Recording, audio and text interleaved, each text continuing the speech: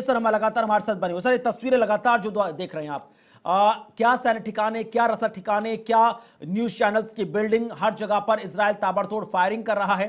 पांचवा महत्वपूर्ण दिन है, अब तक आंकड़े लगातार बढ़ रहे हैं मृतकों के, घायलों के, और अब तो इजराइल ने दावा ठोक दिया है कि उसने ईरान के एयर स्पेस पर कंट्रोल कर लिया है। इजराइल ने देखिए, ये लड़ाई जो है इजराइल के लिए अस्तित्व की लड़ाई है। और इसकी दो वजह इस स्पेशल जो अभी लड़ाई शुरू हुई है, इसकी वजह ये थी कि एक तो ईरान जो है अपना जो उनके पास यूरेनियम पड़ा था उसकी प्योरिटी बढ़ा रहा था, और वो प्योरिटी बढ़ा के जो है उसके यूरेनियम को न्यूक्लियर वॉरहेड के लिए इस्तेमाल करना चाहता था, जो कि इजराइल नहीं चाहता है, क्योंकि उसको पता है कि अगर ईरान के पास न्यूक्लियर वॉरहेड आ गया है जी तो वो न्यूक्लियर स्ट्राइक जो है पूरी तबाही इजराइल में बचा देगा, क्योंकि ईरान ने एक तरह से कसम खाई है कि वो इजराइल को जो है दुनिया के नक्शे से हटा देगा।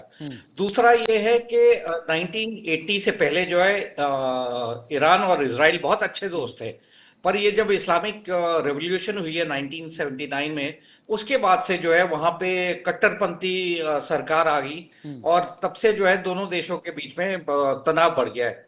और वहां पे रेजिम चेंज भी करवाना चाहता है अमेरिका और इजराइल दोनों, क्योंकि उनको ये लगता है कि अगर ये जो कट्टरपंथी सरकार है उसको वहां से हटाया जाएगा तो मिडिल ईस्ट में जो है शांति काफी हद तक जो है बहाल हो जाएगी।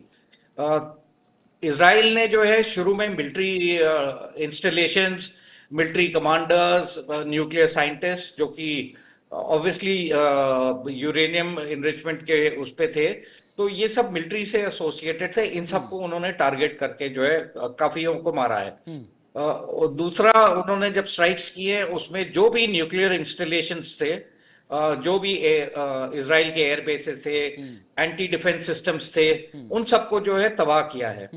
तो अब क्योंकि ईरान ने इजराइल के ऊपर जो है उनके जो सिविलियन इलाके थे उसको भी टारगेट किया है, उनके मिलिट्री टारगेट्स को तो उन्होंने टारगेट किया है, साथ ही साथ उन्होंने सिविलियन इलाकों को भी जो है टारगेट किया है। लेकिन ब्रिगेडियर रिटेलिएटरी सर, एक स्ट्राइक में चीज जो है, समझना चाहेंगे आपसे, क्योंकि इजराइल और ईरान के बीच युद्ध, जो इजराइल है वो अभी 4-5 दिन से युद्ध के क्षेत्र में नहीं आया, वो लगातार पिछले 2 सालों से हम देख रहे हैं, जब से उसका गाजा से और उसका वो चल रहा है पूरा, वो अटैक चल रहा है। अब एक बार फिर से इतना आक्रामक अंदाज में ईरान पर ताबड़तोड़ फायरिंग कर देना, ताबड़तोड़ हमले कर देना, क्योंकि द राइजिंग लायन का मतलब ही है कि जब तक संतुष्टि नहीं हो जाएगी तब तक वो हमले लगातार प्रहार करता रहेगा।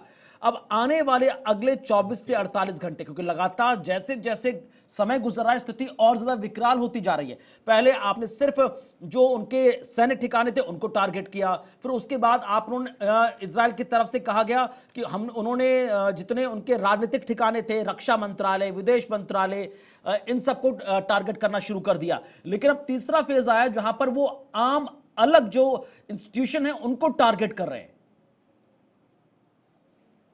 देखिए, किसी भी लड़ाई में जो है ये सब चीजें तो होती हैं कि मिलिट्री एस्टैब्लिशमेंट्स, न्यूक्लियर जो मिलिट्री ठिकाने हैं उनको तबाह किया जाता है।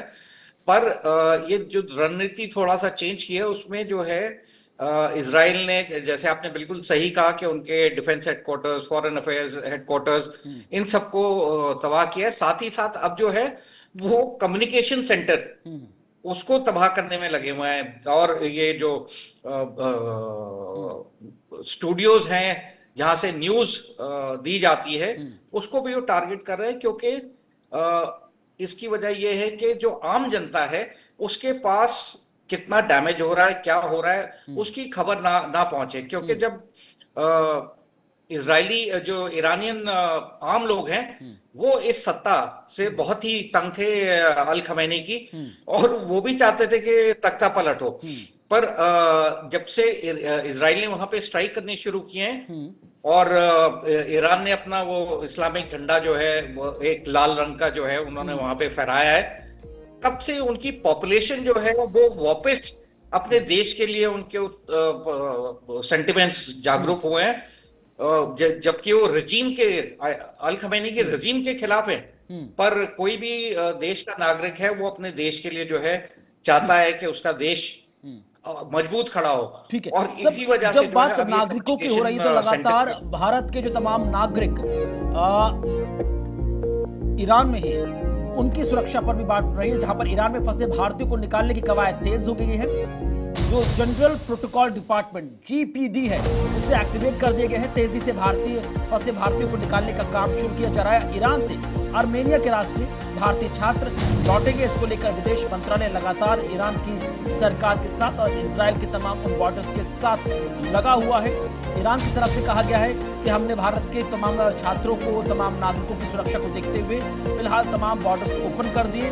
आप तेजी से अपने नजदीकी काउंसलेट संपर्क करें और जल्द से जल्द यहाँ पर एवेक्यूएट हो जाएं, क्योंकि जब दुश्मन देश का बम गिरता है तो पता नहीं चलता कि आखिरकार वो किसको टारगेट करता हुआ नजर आएगा। जंग से जुड़े कुछ अपडेट वो आप देख लीजिए। भारतीयों की संख्या के हिसाब से ईरान में 10,000 भारतीय फंसे हुए हैं। 10,000 में से तो 150 स्टूडेंट्स अकेले हैं और उसमें प्रमुखता से सबसे ज्यादा जम्मू कश्मीर के छात्र हैं। अब आर्मेनिया के रास्ते इन भारतीय छात्रों को स्वदेश लाने का प्रयास किया जा रहा है। इजराइल पर बहुत बड़े हमले की तैयारी में लगातार ईरान है, लिहाजा स्थिति और ज्यादा नाजुक हो, संवेदनशील हो, उससे पहले इन तमाम भारतीय छात्रों को स्वदेश लाने का प्रयास कर रहा है। अब तक 224 से 230 के आसपास ईरान में मौतें हो चुकी हैं। 24 से ज्यादा इजरायली लोग भी इस पूरे घटनाक्रम में मारे गए हैं। 9 न्यूक्लियर साइंटिस्ट और 20 से ज्यादा ईरानी जो सैन्य कमांडर थे वो भी इस दौरान अपनी जान गंवा चुके हैं। ब्रिगेडियर सर, ये जो पूरा ऑपरेशन किया जा रहा है, जीपीडी का नाम दिया गया है, जनरल प्रोटोकॉल डिपार्टमेंट, जिसके माध्यम से जो तमाम भारतीय हैं उनको, जो फंसे हुए हैं उनको लाने का प्रयास किया जा रहा है। ऐसा ही हमने देखा था ऑपरेशन गंगा, जब रूस और यूक्रेन के बीच हालात थे, उस दौरान यूक्रेन ने भी अपने बॉर्डर खोल दिए थे और भारत सरकार की तरफ से अनुराग ठाकुर ऑपरेशन गंगा को लीड कर रहे थे और सभी को सकुशल लाया गया था। क्या इजराइल और ईरान के बीच जो हालात है इस दौरान भी ये प्रोसेस बिल्कुल एज इट इज सेम होगा, उतना सुरक्षित होगा, या यहां पर स्थिति थोड़ी बदल गई है?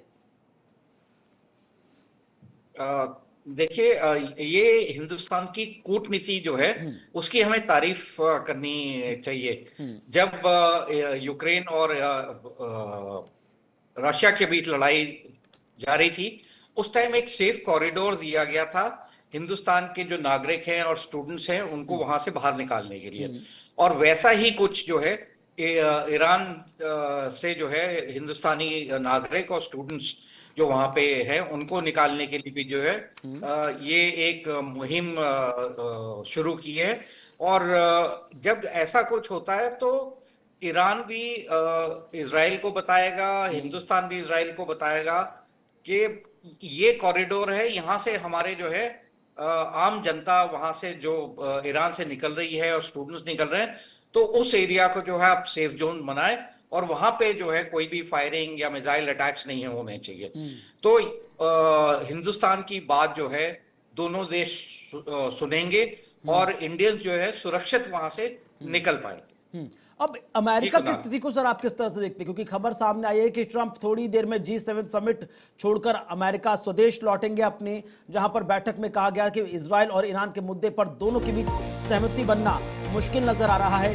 दुनिया अलग चल रही है। अमेरिकी राष्ट्रपति यहां पर भी ट्रेड जैसी चीजों को देखते हुए नजर आ रहे हैं।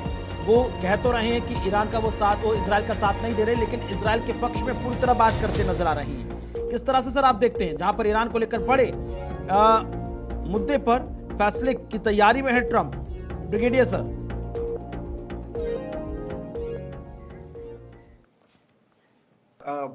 कोई मुकाबला नहीं है, वो कब पलट जाए, कब क्या कर जाए, मतलब पूरी दुनिया को पता है उनके बारे में। पर इसमें कोई शक नहीं है कि इजराइल के पीछे अमेरिका जो है खड़ा है इस युद्ध में, और वो मॉरल सपोर्ट दे रहा है, डिप्लोमेटिक सपोर्ट दे रहा है। जो उनकी इंटेलिजेंस एजेंसीज हैं, CIA, चाहे उनकी सैटेलाइट इमेजरी है, ये पूरा चीज जो है वो इजराइल को प्रोवाइड कर रहा है। साथ ही साथ उनके जो बेसिस हैं मिडिल ईस्ट में अमेरिका के, वहां पे भी अगर इजराइल की तरफ कोई ईरान की तरफ से कोई मिसाइल अटैक्स हो रहे हैं तो वो भी उनको भी रोका जा रहा है अमेरिका के द्वारा।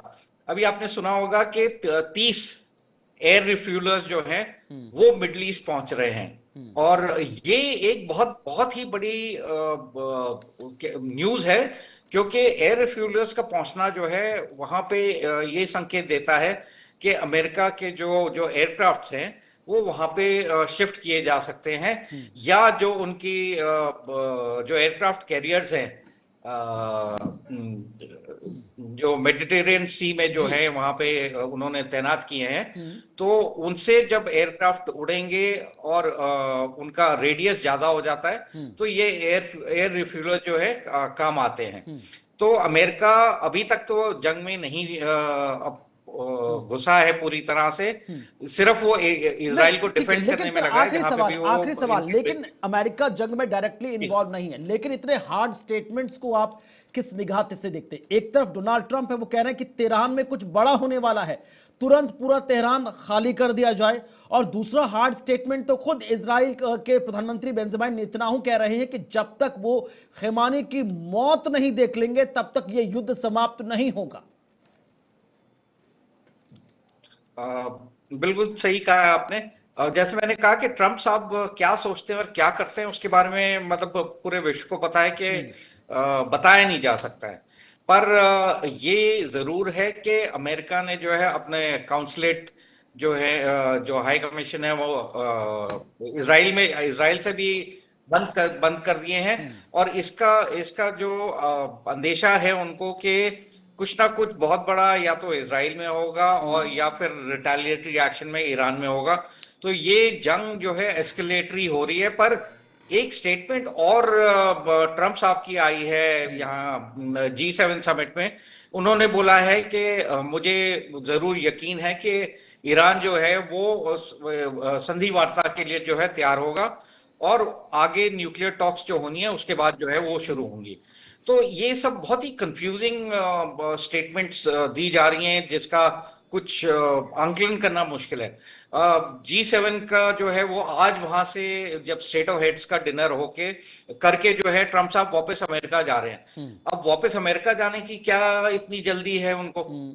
तो जो आपने कहा बिल्कुल सही कहा कि कहीं ना कहीं कुछ बड़ा होने वाला है, और इसमें अमेरिका कितना इन्वॉल्व होता है वो अब आगे आने वाला समय ही बताएगा। चलिए, बहुत बहुत शुक्रिया ब्रिगेडियर सर संजय खन्ना जी हमारे साथ जुड़ने के लिए, इन तमाम महत्वपूर्ण खबरों पर अपना नजरिया पेश करने के लिए।